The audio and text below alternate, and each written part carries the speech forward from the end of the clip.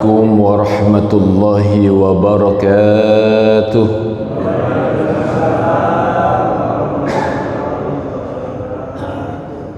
Jawab salamnya masih lemes ini. Ya, karena lebih semangat lagi. Assalamualaikum warahmatullahi wabarakatuh.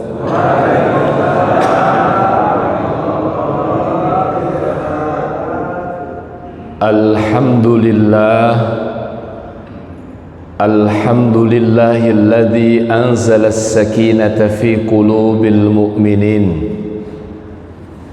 liyazdadu imanan ma imanihim. Ashhadu an la ilaha illallah wahdahu la syarika lah wa asyhadu anna Muhammadan abduhu wa rasuluhu la nabiyya ba'dah. Allahumma salli wa sallim wa barik ala Muhammad wa ala ali Muhammad. Qala Allahu ta'ala fi kitabil karim, a'udzu billahi minasy syaithanir rajim. Bismillahirrahmanirrahim. وَمَا كَانَ الْمُؤْمِنُونَ لِيَنْفِرُوا كَافَّةً فَلَوْلَا نَفَرَ مِنْ كُلِّ فِرْقَةٍ مِّنْهُمْ طَائِفَةٌ لِيَتَفَقَّهُوا فِي الدِّينِ وَلِيُنْذِرُوا قَوْمَهُمْ إِذَا رَجَعُوا إِلَيْهِمْ لَعَلَّهُمْ يَحْذَرُونَ. Wa qala an-nabi sallallahu alaihi wasallam, idza mata ibnu adam inqata'a 'amaluhu illa min salasin, sadaqatin jariyatin aw 'ilmin yuntafa'u bihi aw waladin salihin yad'u lahu. Sadaqallahul azim. Subhanaka la ilma lana illa ma 'allamtana innaka antal alimul hakim. Subhanaka la fahma lana illa ma fahamtana innaka antal jawadul karim. Wa la hawla wa la quwwata illa billahil aliyyil azim. Bapak-bapak, ibu-ibu, jamaah pengajian Masjid Gunung Sari yang dirahmati Allah Subhanahu wa ta'ala, pertama-tama kita bersyukur kehadirat Allah Subhanahu wa ta'ala, Allah yang mencintai kita, Allah yang menyayangi kita. Alhamdulillah, pada kesempatan pagi hari ini masih memilih kita menjadi hamba-hamba yang dipilih, yang bisa hadir di sini, mendapatkan kesempatan panjang umur, kesehatan, dan juga bisa hadir di majelis ilmu yang seperti ini. Mudah-mudahan majelis ilmu yang kita adakan pada kesempatan kali ini mendapatkan barokah yang banyak dari Allah Subhanahu wa ta'ala. Bagaimana tidak bahagia Bapak Ibu, orang-orang yang hadir di majelis ilmu seperti ini seringkali dan sering disampaikan bahwa mereka sebenarnya sedang hadir yang namanya di taman dari taman surga. Haffathumul malaikah wa ghasyiyatuhumur rahmah, di mana dikelilingi oleh malaikat, diselimuti rahmat Allah, dan mudah-mudahan kita semuanya mendapatkan itu semuanya. Amin ya rabbal alamin. Salawat serta salam mudah-mudahan senantiasa terlimpah kepada junjungan Nabi besar Muhammad sallallahu alaihi wasallam, Nabi yang kita cintai, Nabi yang senantiasa kita banggakan. Mudah-mudahan kita mendapatkan syafaatnya di yaumil qiyamah. Amin ya rabbal. Bapak-bapak, ibu-ibu, marilah sama-sama kita awali kajian ini dengan membaca suratul Fatihah, dengan membaca suratul Insyirah. Mudah-mudahan Allah menurunkan kepada kita ilmu yang manfaat. Sama-sama, a'udzu billahi minasy syaithanir rajim. Bismillahirrahmanirrahim. Alhamdulillahi Rabbil Alamin Ar-Rahmanir Rahim Maliki Yawmiddin Iyyaka na'budu wa iyyaka nasta'in Ihdinas siratal mustaqim Siratal ladzina an'amta 'alaihim ghairil maghdubi 'alaihim waladdallin. Surah Al-Insyirah. Bismillahirrahmanirrahim. Alam nashrah laka sadrak wa wada'na 'anka wizrak alladhi anqadha dhahrak wa rafa'na laka dhikrak fa inna ma'al usri yusra inna ma'al usri yusra fa idza faraghta fansab wa ila rabbika farghab. Sadaqallahul azim. Ya, bapak-bapak, ibu-ibu, segenap jamaah pengajian Masjid Gunung Sari yang dirahmati Allah Subhanahu wa taala. Pada kesempatan pagi hari ini, yang pertama saya bersyukur saya mendapatkan amanah dari guru kami Ustadz Qodiron yang hari ini adalah sedang melakukan bakti sosial dan juga sekaligus kajian tadi malam itu di daerah Pacitan, ya, kerjasama dengan YDSF, ya. Salam dari beliau. Saya menggantikan jadwal ini. Kemudian yang kedua, sebelumnya mohon maaf ya, alhamdulillah kajian kali ini biasanya saya sudah menyiapkan materi, sudah membawa laptop, tapi kemarin satu waktu sebelum kami berangkat umroh, ketika kajian Ahad pagi sudah saya siapkan, laptopnya sudah nyala, LCD-nya sudah nyala. Saya tunggu kok lama panitianya nyiapkan kabel itu di Masjid Al-Wahyu. Ketika saya colokkan, tiba-tiba laptop saya mati.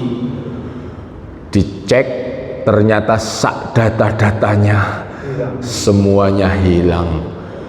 Saya denger sesaat, ini data yang sudah berapa tahun, tetapi saya ingat bahwa Bapak Ibu kita semuanya dalam kehidupan di dunia diingatkan ada satu ayat Al-Quran yang menyebutkan walanabluwannakum bisyai'im minal khawfi wal ju'i wa naqsim minal amwali wal anfusi was samarat wa basyiris sabirin alladzina idza asabathum musibah qalu inna lillahi wa inna ilaihi raji'un. Dan sungguh kami akan menguji manusia bisyai'in dengan sesuatu minal khaufi, namanya rasa takut. Seperti rasa takut tiba-tiba data di laptop semuanya hilang itu loh Bapak Ibu. Wal ju'i, kadang-kadang juga kita merasakan bahwasanya kita ini merasakan sedikit rasa lapar. Wa naqsim minal amwali wal anfusi was samarat wa bassiris sabirin. Wa naqsim minal amwali, sedikit hilang rasa yang namanya minal amwali, apa namanya, harta kita, wal anfusi was samarat. Ini di slide kan Pak, wa bassiris sabirin alladzina idza asabathum musibatun qalu inna lillahi wa inna ilaihi raji'un, yaitu orang-orang wabassiris sabirin, dan bersyukurlah orang-orang yang sabar, alladzina idza asabathum musibah, ketika mereka mendapatkan musibah selalu mengembalikannya hanya kepada Allah Subhanahu wa ta'ala. Dan ternyata Bapak Ibu, ketika setelah ditenangkan, kita coba lihat-lihat, ternyata alhamdulillah ada sedikit-sedikit data yang sudah di backup 2 tahun yang lalu, dan sedikit-sedikit alhamdulillah bisa. Termasuk hari ini insya Allah saya akan menyampaikan satu tema yang kemarin kami sampaikan juga dalam seminar parenting dan silaturahim bersama wali murid dari pesantren Gontor yang datang juga di pesantren Wali Songo Ngabar, tentang bagaimana mendidik putra putri panjenengan semuanya, mungkin cucu-cucu kita semuanya, menjadi anak yang ngerti. Sudah terseletkan atau belum ini? Belum ya? Coba ini silahkan. Apa? Bukan sekedar pintar, ya, ngerti bukan sekedar pintar. Saya mendapatkan inspirasi ini alhamdulillah kemarin ketika sedang menjalankan ibadah umroh, kemudian berziarah ke satu tempat namanya di daerah Taif.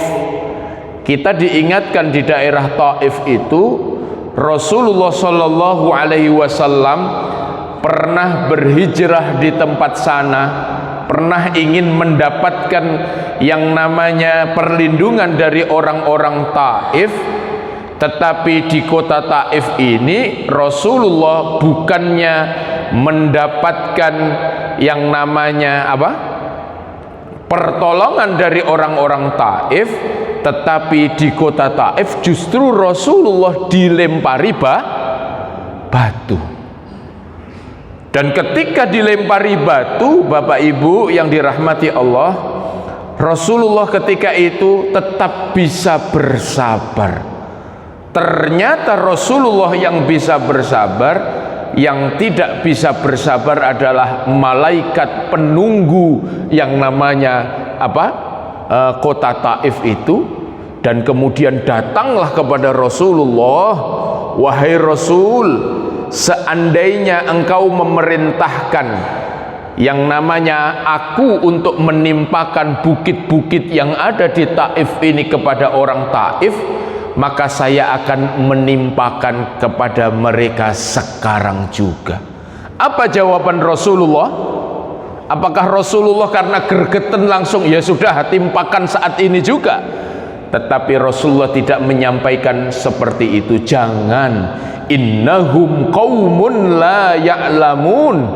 Orang-orang Taif ini adalah mereka belum tahu, mereka belum ngerti. Insya Allah orang-orang Taif ini akan menjadi orang-orang yang ngerti, orang-orang yang soleh. Dan betul karena doa Rasulullah Sallallahu Alaihi Wasallam, akhirnya orang-orang Taif ini menjadi orang-orang yang baik, taat kepada Allah. Salah satunya karena orang-orang Taif ini adalah mendapatkan dakwah dari sahabat Rasulullah Sallallahu Alaihi Wasallam yang bernama sahabat Ibnu Abbas. Bapak-bapak, ibu-ibu hadirin yang dirahmati Allah Subhanahu wa ta'ala. Jadi singkat cerita, Ibnu Abbas ini adalah sepupu Rasulullah Sallallahu Alaihi Wasallam. Beliau dilahirkan ketika Rasulullah 10 tahun sudah mendapatkan yang namanya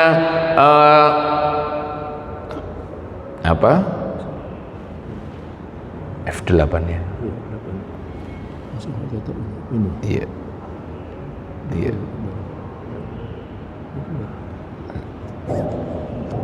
Iya. Ketika Rasulullah Shallallahu Alaihi Wasallam sudah mendapatkan namanya 10 tahun dari kenabian beliau, anak yang sangat kecil ini, yang masih muda ini, suatu malam itu bersama Rasulullah Shallallahu Alaihi Wasallam. Kemudian di satu tempat, di satu rumah itu, anak yang belum usianya 10 tahun namanya sahabat Ibnu Abbas ini, anak kecil ini punya inisiatif untuk menyiapkan air untuk Rasulullah bangun malam atau qiyamul lail.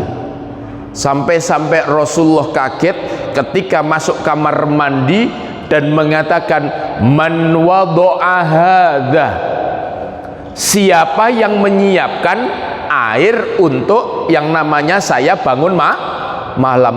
Dan dijawab, ternyata itu ada anak yang kecil yang baru berusia 5-6 tahun itu.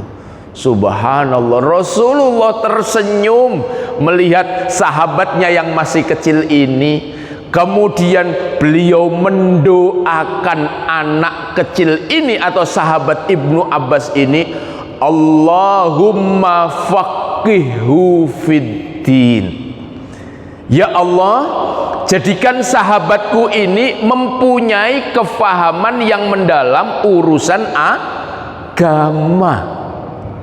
Wa'allimhu ta'wil, dan berikanlah kepada sahabat Ibnu Abbas ini kemampuan untuk menafsirkan yang namanya Al-Quran, tafsir dan juga takwil. Dan betul Bapak Ibu, alhamdulillah, anak yang mendapatkan doa dari Rasulullah ini akhirnya benar-benar menjadi rujukan ulama ketika itu Bapak Ibu. Dan akhirnya sudah ini, tapi saya akan ke sini. Ini langsung.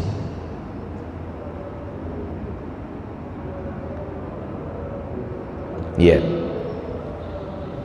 Jadi sahabat Ibnu Abbas ini akhirnya menjadi rujukan ulama ketika itu, ya.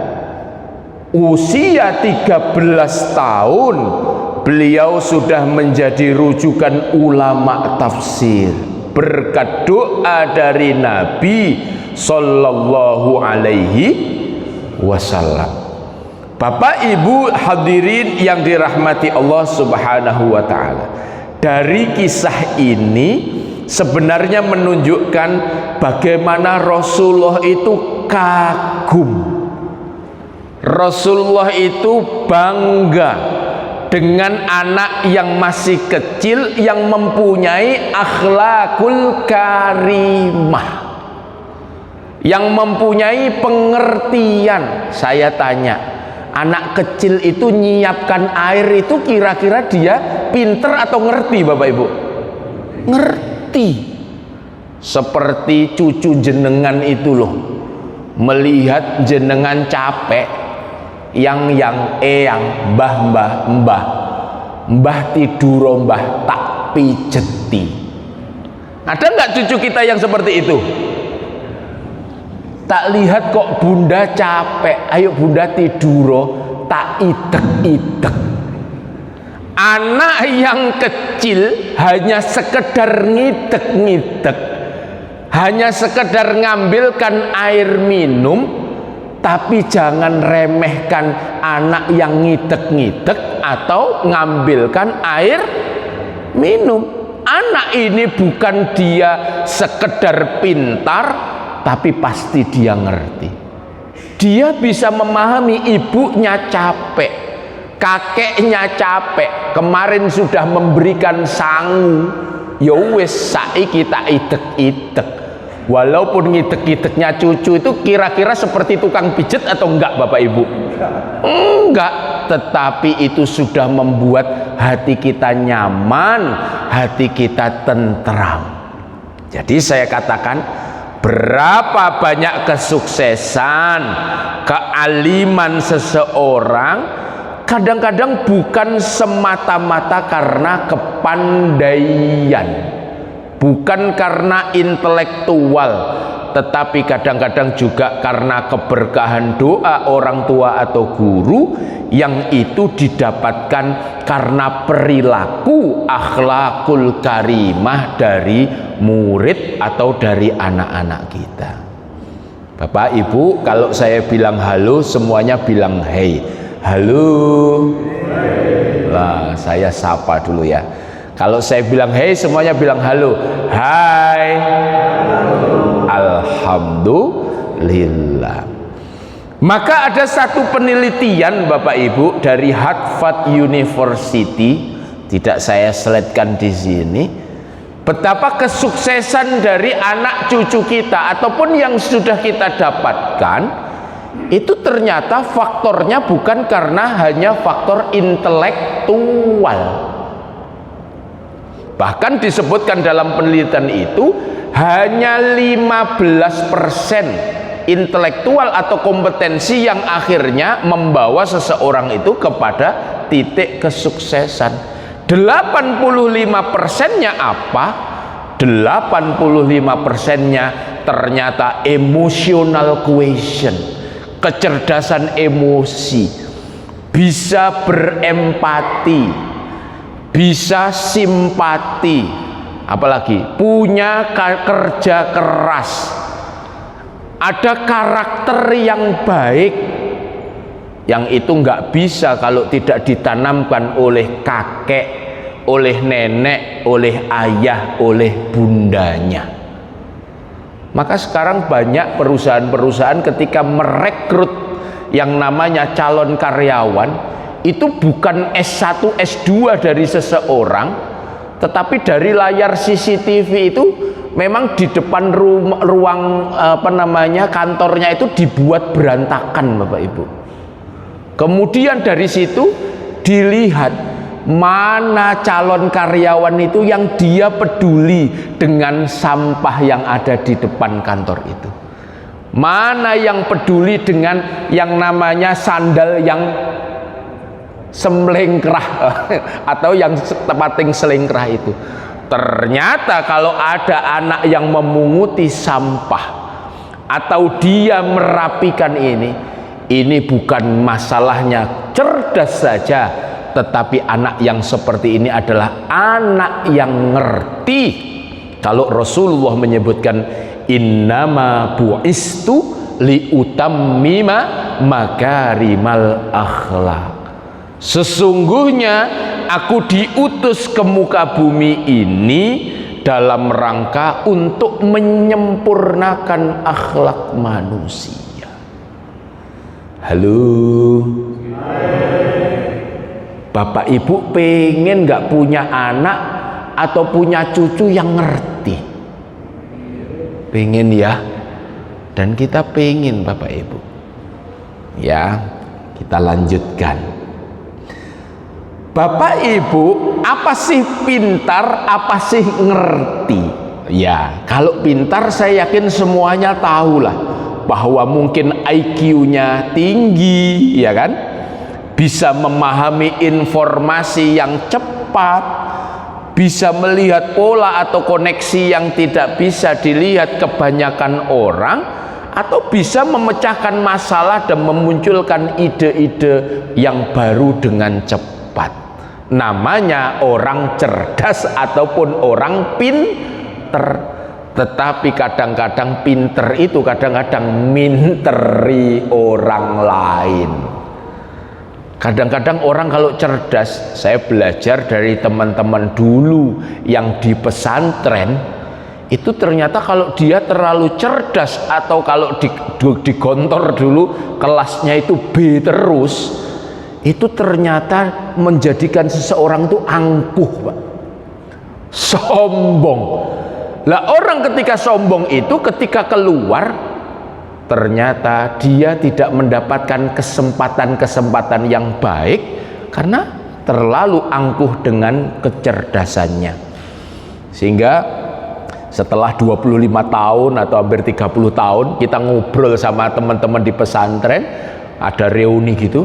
Terus kita waktu itu ngobrol-ngobrol, kenapa ya yang dulu di pesantren pinter-pinter, kelasnya B, atau namanya insan satir pinter, karena dia nggak belajar saja kelasnya B, paribasan, kenapa kok di luar itu biasa-biasa saja?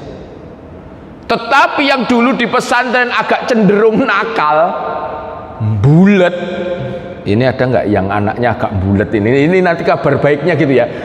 Yang dulu biasa-biasa saja kelasnya, bahkan kelasnya naik turun, bahkan asfala safilin, di bawah itu. Tapi ketika keluar ada yang punya pesantren, ada yang punya perusahaan, ada yang prestasinya bagus-bagus. Setelah ngobrol-ngobrol ada yang nyeletuk gini, pakai bahasa gontor, ka'annahu koyoe satiruhu pintere yantahi entek fil ma'had, entek nyang pondok. Maksudnya apa? Pintere entek nyang pondok. Ketika keluar akhirnya nggak pinter lagi. Kenapa? Karena yang ketika keluar yang dibutuhkan ternyata faktor emosional atau ngerti ini. Apa itu ngerti itu? Bisa melihat dari sudut pandang orang lain, mampu berempati dengan perasaan orang lain, pandai menyelesaikan konflik, membangun hubungan yang baik kepada orang lain. Terkadang bahkan mungkin nggak dianggap pinter oleh kebanyakan. Saya ngetes Bapak Ibu 6 bulan dan beberapa kesempatan itu kami selalu di rumah nos kami itu dapat yang namanya amanah dari SMK Muhammadiyah Taman. Ada 4 anak untuk magang di tempat kami. Saya kadang-kadang saya tes, mereka sudah datang itu, saya sudah nyuci mobil selesai, saya lap. Anak zaman now, namanya ustadznya atau istilahnya apapun lah, ngelap itu nggak ada loh. Ustadz saya lanjutkan ya, nggak ada itu. Mereka tetap asik menunggu saya nanti memulai aktivitas dengan biasa berdoa pagi. Kemudian saya cerita, nak, mas, dulu ustadz seperti ini. Dulu ustadz yang nggak punya kendaraan akhirnya bermimpi punya mobil, akhirnya punya ini. Tahu nggak dulu yang saya lakukan? Dulu saya nyuci mobilnya Pak Rumrawi. Saya ketika datang ke Surabaya itu saya ngawulo nyantrik di tempatnya Pak Rumrawi, ngopeni Masjid Al-Wahyu, disuruh mola ngaji, disuruh apa. Bahkan kalau Pak Rumrawi almarhum nyuci mobil, saya cepat-cepat nyucikan. Gara-gara saya nyucikan itu loh, saya dapat barokah. Sekarang dapat sedikitnya ya mungkin manfaat dari ilmu beliau. Kemudian saya bilang, berarti nyuci mobil atau bantu mungkin guru kita penting atau tidak? Saya katakan penting. Ini lebih penting dari belajar formal kelihatannya S1 atau S2. Dalam diskusi-diskusi terakhir termasuk ustadz-ustadz dari Akademi Dai Pak Bri, ada seorang ustadz itu yang dikatakan gini, dulu loh dia cuman bersih-bersih di pesantren, dia nggak ngaji di pesantren, cuman bersih-bersih dan jadi istilahnya yang suka bantu kiai. Tetapi ketika keluar, kenapa sekarang juga menjadi mubalik tingkat nasional, bergerak juga di yang namanya ini. Ternyata Bapak Ibu yang dirahmati Allah, inilah yang namanya nilai yang kadang-kadang hilang. Menganggap bahwa sukses itu hanya dicapai dengan ketika seseorang itu bisa S1, bisa S2, bisa mentereng dengan atribut. Sementara yang kecil-kecil tadi dianggap tidak penting. Halo. Hai. Maka saya ingat Bapak Ibu, betapa ayah ibu kita dari kita kecil itu masalah yang namanya hal-hal seperti ini benar-benar diterapkan. Saya ingat atau jenengan ingat, siapa dulu yang di desa ketika pagi hari suka membantu orang tua bersih-bersih rumah? Ada ya? Anaknya 6, ibu saya itu laki-laki, setiap pagi itu dicekeli kelut. Kelut apa Pak? Bukan kelut, bukan sulak Pak. Kelut itu ya sapu. Ya, sebenarnya apa sih alasannya ibu? Ben gak turu bar subuh. Terus setiap hari dicek, ini tadi sudah dianu atau belum? Ini tadi anu atau belum? Itu kelihatannya sederhana, tetapi sekian lama setelah kita berkeluarga, setelah kita punya anak, ternyata itu hal kecil yang ditanamkan oleh orang tua, masalah tanggung jawab untuk kebersihan. Sehingga rasanya kalau kita masuk rumah, kemudian rumahnya itu belum dipel, rasanya gimana Bapak Ibu? Ngeres. Lah, perasaan ngeres itu enggak semuanya orang punya. Seperti perasaan misalnya ada orang yang tahu, loh Ustadz itu kayaknya kok pilek ya, terus tiba-tiba ngambil tisu ditaruh di depannya. Ini kelihatannya sederhana, tetapi sebenarnya ilmu kelas tinggi. Kepada mitra bisnis yang kita terapkan hari ini, kepada pimpinan-pimpinan kita, hanya hal-hal kecil seperti ini membuat yang namanya seseorang, aku percaya ini. Bahkan mitra-mitra bisnis itu kalau masuk untuk kerjasama dengan perusahaan itu nggak masuk kemana-mana Pak. Dia alasan, saya tak ke toilet dulu ya. Ketika ke toilet dia ngelihat, kalau toiletnya bersih, maka sudah jaminan semua tempat yang di sini bersih, karakter dari perusahaan ini baik. Tetapi ada masjid yang kita lihat di mana-mana, masjidnya marmer, besar, magrong-magrong, tapi kita ke toiletnya, ya Allah. Saya tadi malam itu habis acara di BJ Johnson, acara yang namanya ini, ke satu masjid yang besar di kawasan namanya Tugu Pahlawan sana. Masjidnya besar, sakmono mbane kamar mandine itu loh, gak iso diceklek Pak. Ya Allah, terus bolong-bolong Pak. Saya hanya mikir, ini apa takmirnya nggak pernah lihat kamar mandi ya? Padahal katanya Ustadz Jazir, beliau selalu mengatakan kalau takmir masjid itu ya minimal takmir masjid seperti Gunung Sari Indah ini. Saya setiap kesini mesti ada yang baru. Di pinggir sana tiba-tiba masjidnya sudah jadi, betul kan? Kita kalau sholat di sini terasanya seperti sholat di depan Ka'bah. Alhamdulillah Desember kemarin mendapatkan kesempatan 2 kali ke Tanah Suci ya, alhamdulillah.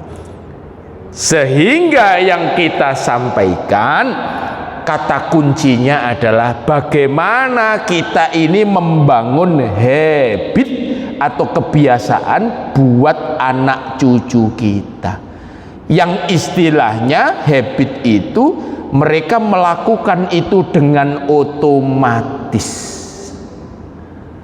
dengan tanpa yang namanya ini. Misalnya Ada anak atau cucu kita ngobrol di depan mbahnya atau orang tuanya, dia pegang handphone. Iya, Eyang, ada apa yang? Sambil delok mana? Iya, Pak, ayah, gimana? Kalau saya melihat anak yang seperti ini, saya katakan, Mas, handphonenya taruh dulu. Ngobrol kepada orang yang lebih tua itu harus pakai etika. Gestur itu menentukan. Jangan sampai seperti ini. Loh, saya nggak menyinggung ya. Enggak, lo rame ke situ. Itu gestur. Karena orang tua itu sudah lebih lama makan garam atau manis, apa istilahnya, manis dan pahitnya kehidupan. Maka jangan sampai ketika ngobrol itu sama mamanya, sama ayahnya, terus dengan bahasa, Mas, sebentar, ayah nggak suka kalau kamu ngomongnya dengan suara keras. Kamu ngomong pelan saja, ayah dengar kok. Saya tanya Bapak Ibu, kita dulu diperingatkan orang tua seperti ini sering atau tidak Bapak Ibu? Dulu kita kalau ngaji salah atau telat ngaji sama orang tua kita diapain? Gawa gitik, Pak. Kita tiap ngaji sorokan sama orang tua itu mesti sampai nangis. Tetapi itu yang membuat kita bisa ngaji, Pak. Itu yang membuat kita ini rasanya untuk meninggalkan komunitas masjid seperti ini eman. Dan kita dingertikan urusan seperti itu sehingga kita bisa melakukan itu. Saya kemarin seharian ngeramut orang tua, kebetulan ibu ke Surabaya. Saya cerita-cerita, ya masih temanya kebetulan karena pulang dari umroh baru 2 minggu 3 minggu ini, temanya masih itu. Jadi gimana ya Bu ngajari anak untuk ngerti itu? Beliau hanya mengatakan bahwa mengajari anak ngerti itu yang pertama dimulai dari orang tua atau guru yang ngerti. Kita semua update, kita semua ikut pengajian seperti ini. Ayat-ayat Al-Quran dibacakan, hadis-hadis Rasulullah diperdengarkan. Itu membuat kita semuanya juga akhirnya teredukasi, kemudian pengen praktek di dalam kehidupan. Sebut saja, anak yang ngerti itu nggak mungkin Bapak Ibu berani untuk berdebat dengan orang tuanya. Nyerengkal itu loh Bapak Ibu. Kenapa?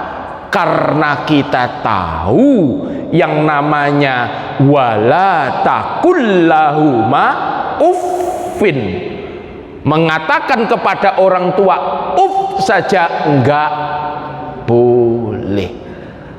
Maka orang tua itu enak atau tidak enak, dan biasanya semakin tua semakin cerewet, betul nggak? Maka anak yang ngerti hanya diam, nggih Bu. Kadang kalau sama orang tua saya dengarkan saja. Ya sebut sajalah, orang tua saya itu kan sama adik saya. Biasanya yang sama satu rumah itu mesti gak tepat. Betul nggak? Tetapi kalau yang jauh, walaupun ngasihnya cuma sedikit, kadang-kadang selalu diungkap. Ya alhamdulillah sedikit. Apa artinya? Saya kadang-kadang nasihatin orang tua, saya nasihatin yang namanya adik, Wis to Dik, tetep menang sampean. Sampean yang tiap hari ngeramut orang tua, insya Allah barokah. Iya tapi bendino masalah jare. Lah makane barokah gede. Gak ono tepake jare. Dan saya juga ngeramut mertua sama Bapak Ibu. Ayo kadang-kadang digupui. Kemana atau kemana? Ayo ngantarkan ke sana. Ngantarkan apa? Ngantarkan soto. Yang dekat belum dikasih soto, sudah pengen ngantarkan yang jauh. Tapi ya itu Bapak Ibu, insya Allah barokah. Bukan saja urusan rezeki, tetapi Rasulullah menyebutkan al-walidu min awsati abwabil jannah. Sesungguhnya orang tua itu adalah salah satu pintu surga. Fa in syi'ta fa'adhi dzalikal bab. Kalau kamu pengen sudahlah, nggak usah ngeramut orang tua.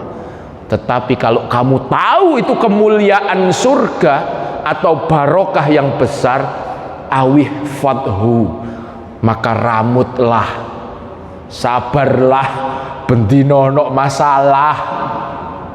Saya kadang bisiki, ini belum sepuh, belum ngeramut. Makanya saya bersyukur, bahagia bersama keluarga saya itu, alhamdulillah, rumah yang joglo besar di Ponorogo, yang juga kebetulan itu juga prabonnya mbahnya Pak Rumrowi juga di Ponorogo itu, alhamdulillah kita berikan. Ya sudahlah, kita hakkan kepada siapa yang ngeramut orang tua. Tetapi syaratnya joglonya yang besar itu ojo diuwe-uwe. Tapi kalau diperbaiki, dipugar boleh. Dan sekarang ternyata dipugar, akhirnya anak cucu buyut itu sekarang, ya Allah, rumahnya Mbah Buyut masih utuh. Dan sekarang memang kalau dinilai secara finansial mahal, tetapi kita pulang ke daerah itu juga bangga. Kenapa? Karena di kanan kiri kadang-kadang kalau sudah dibagi itu habis rata, tidak tersisa. Bapak Ibu, jadi yang pertama itu. Yang kedua, prosesnya panjang, terus menerus, diedukasi, diulang-ulang tanpa rasa bosan, dan kadang-kadang harus dijelaskan. Itu tadi loh, jelaskan itu kadang-kadang saya jelentrehkan. Sebut saja kepada adik, Dek, sampean dulu kan pulang dari Jogja, bekerja di Jogja, pulang niatnya ngeramut ibu. Habis ngeramut ibu, apa yang jenengan rasakan? Iya, aku gampang, S2 gampang, S3 gampang, kok cari pekerjaan? Itu barokahnya. Kadang-kadang seperti ini nggak semua orang bisa nangkep. Hikmah-hikmah seperti ini kadang-kadang orang yang nunjukkan ke kita, "Luh, sampean usia sekian masih sehat, masih cucunya dekat." Itu alhamdulillah, dan akhirnya membuat kita bersyukur dan terus bersyukur. Bapak Ibu, saya tidak bijak kalau saya lanjutkan. Biasanya ada tanya jawab nggak? Ada satu boleh atau dua boleh? Silahkan. Saya juga bawa buku terbaru saya, judulnya Generasi Viral di Langit. Ini nanti boleh saya hadiahkan buat yang bertanya. Silahkan kalau ada pertanyaan. Satu? Ada? Kalau tidak, kita akhiri ya. Mudah-mudahan Bapak Ibu, dengan kita istiqomah, kita ngaji, kita istiqomah yang namanya di masjid kita tercinta ini, insya Allah menjadikan anak-anak cucu kita anak-anak yang ngerti. Anak-anak yang ngerti itu bukan saja anak yang nanti ketika usia kita sudah semakin senja, terus kita ini bangga dengan setiap pencapaian mereka, kesuksesan, gajinya, perusahaannya yang berkembang seperti itu. Enggak. Orang tua semakin senja seperti ini yang diinginkan, anaknya yang perhatian, sekedar telepon, sekedar ngunjungi. Kalau sakit itu cepat-cepat buru-buru ingin jenguk orang tuanya, karena orang tuanya nggak minta duit, nggak minta di cover asuransi, enggak. Yang kita butuhkan itu orang tuanya ketika nanti sudah meninggal di alam barzah, yang dibutuhkan itu bukan ketenaran dari anaknya, prestasi anaknya di dunia, tetapi anaknya yang masih selalu ingat, Allahumma gfirli wali walidayya warhamhuma kama rabbayani shaghira, lalu mengirimkan doa-doa terbaik, perilaku-perilaku yang terbaik, yang itu membanggakan ayahnya, membanggakan kakeknya, walaupun itu sudah di alam barzah. Menjadikan anak ngerti seperti ini, prosesnya panjang, edukasinya panjang, naik turun. Jangan cepet-cepet pengennya. Kalau kita ini melihat anak kadang-kadang menyimpang itu karena pendang diuring-uring gitu kan, tetapi tidak bisa seperti itu. Butuh kesabaran, dan yang paling penting adalah doa. Doa kita sebagaimana Nabi Ibrahim, sebagaimana orang-orang soleh, sebagaimana orang-orang hebat, yang kondisi anaknya seperti apapun, dia tetap mendoakan Robbi habli minas solihin, Rabbi ja'alni muqimas sholah wa min dzurriyyati. Ya Allah, jadikan anak cucu kami ini memang sukses penting, pekerjaan mereka hebat penting, tetapi yang membanggakan buat kami adalah ketika mereka nanti masih mendirikan sholat, anak-anaknya mau ngaji, anak-anaknya dipeduli untuk dibawa ke masjid atau musola. Syukur-syukur kalau bisa ke pesantren, alhamdulillah. Karena anak-anak seperti inilah anak-anak yang nanti sampai kapanpun akan ingat sama orang tuanya, akan ingat sama mamanya, sama mbah kung dan mbah putrinya. Terima kasih, mudah-mudahan manfaat. Kita akhiri dengan doa kafaratul majlis. Subhanakallahumma wa bihamdika asyhadu an la ilaha illa anta astaghfiruka wa atubu ilaik. Assalamualaikum warahmatullahi wabarakatuh.